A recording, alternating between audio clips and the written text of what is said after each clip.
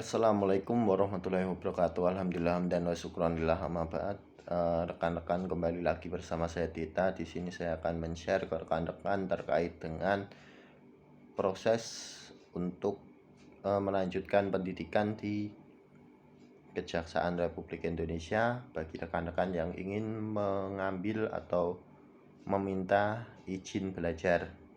Jadi, izin belajar adalah cara untuk rekan-rekan melanjutkan pendidikan rekan-rekan untuk jenjang S1 dan S2 ataupun mungkin S3 yang dapat digunakan untuk kelak menyesuaikan ijazah rekan-rekan, yaitu bagi rekan-rekan yang ijazahnya masih SLTA bisa disetarakan ke S1 maupun S2, dan yang S1 bisa disetarakan ke S2. Untuk manfaat dari penyetaraan ijazah atau penyesuaian ijazah sendiri adalah pangkat rekan-rekan akan langsung naik, kemudian juga pangkat akhir rekan-rekan sebelum pensiun juga lebih maksimal. Untuk izin belajar sendiri, rekan-rekan yang wajib rekan-rekan lakukan adalah pertama, rekan-rekan wajib sudah selesai CPNS, yang artinya sudah dikukuhkan menjadi PNS. Kemudian setelah dikukuhkan PNS tersebut, rekan-rekan sebaiknya menunggu 1 tahun kerja. Berarti kalau dihitung-hitung adalah 2 tahun dari CPNS dan 1 tahun CPNS, 1 tahun PNS. Setelah itu rekan-rekan bisa meminta izin belajar atau melanjutkan belajar bagi rekan-rekan yang sudah mengambil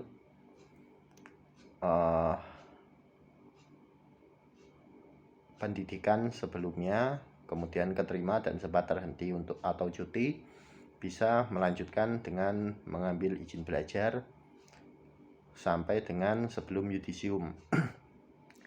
Izin belajar sendiri saya sarankan bagi rekan-rekan yang masih semester awal ataupun semester belum kuliah sama sekali untuk mencari jurusan yang banyak dicari. Di antaranya adalah hukum, kemudian ekonomi baik manajemen maupun akuntansi, kemudian komputer maupun sistem informasi, dan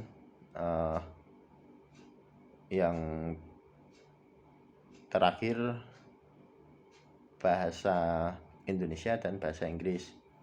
Tapi yang paling saya rekomendasikan adalah yang hukum, ekonomi, dan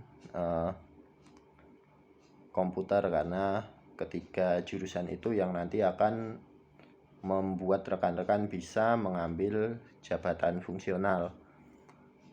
Kemudian tata cara rekan-rekan untuk mengambil izin belajar adalah setelah 2 tahun masa kerja rekan-rekan, yaitu 1 tahun CPNS dan 1 tahun PNS, rekan-rekan mengajukan ke bagian pembinaan untuk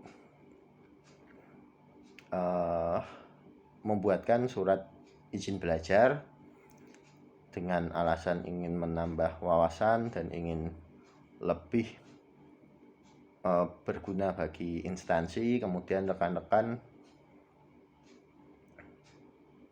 meminta izin kepada atasan langsung juga.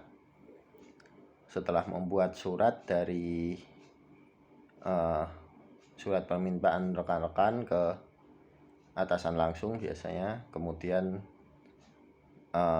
dari atasan langsung membuat nota dinas ke bagian pembinaan. Kemudian bagian pembinaan akan mengusulkan atau membuatkan surat izin belajar yang ditandatangani oleh pimpinan Satker. Untuk pimpinan Satker di kecap jari adalah kacap jari, dan untuk di kejari adalah kajari. Sementara untuk di kejati yang menandatangani adalah waka atau wakil kepala Kejaksaan Tinggi. Untuk prosesi itu bervariasi, Akan tetapi yang paling penting adalah ketika rekan-rekan meminta izin belajar, diharapkan untuk meminta izin belajar yang ditandatangani secara elektronik, karena itu akan dibaca nanti ketika rekan-rekan mau penyesuaian ijazah akan sangat digunakan atau dibutuhkan. Kemudian ketika rekan-rekan sudah selesai menempuh pembelajaran atau sudah lulus kuliah S1 maupun S2, rekan-rekan bisa mengajukan kelulusan rekan-rekan ke bagian pembinaan lagi. Nanti pembinaan akan mengusulkan ke instansi terkait agar gelar rekan-rekan bisa diakui. Dan nanti ketika sudah waktu rekan-rekan untuk penyesuaian ijazah, rekan-rekan bisa mengikuti penyesuaian ijazah tanpa terhalang oleh administrasi atau hal-hal yang tidak diprediksi sebelumnya. Untuk saran, ketika rekan-rekan mengambil universitas, sebisa mungkin ambil yang minimal akreditasinya B.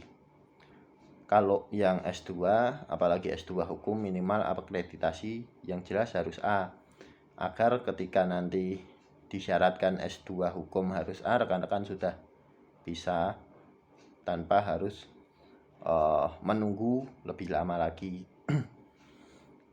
Akan tetapi bagi yang S1 dan S2 non hukum, saya rasa S2 non hukum yang akreditasi kampus dan jurusan atau prodinya B saja sudah cukup.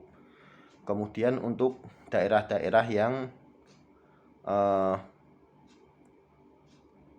tidak memiliki akreditasi kampus B ke atas, yang ada cuma C dan sebagainya, itu bisa sebenarnya. Akan tetapi kalau rekan-rekan berpikir nanti ingin pindah ke tempat yang ada akreditasi kampusnya, maka saya sarankan untuk rekan-rekan itu mengambil di kuliah-kuliah yang bisa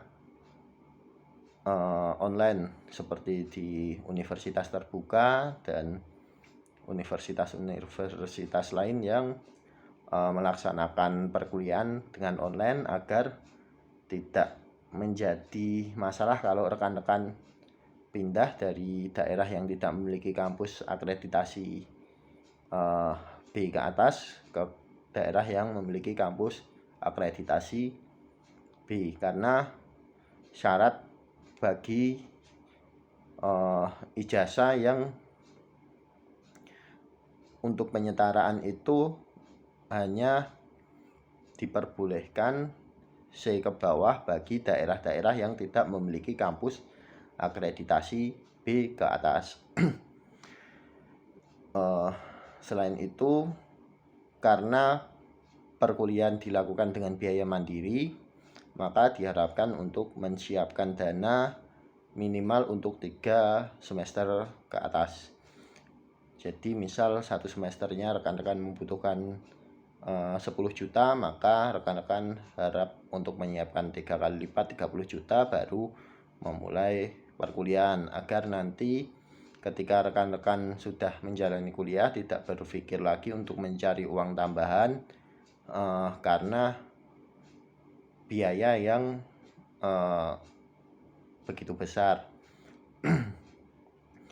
dan akan berdampak pada pekerjaan rekan-rekan yang menjadi tidak fokus.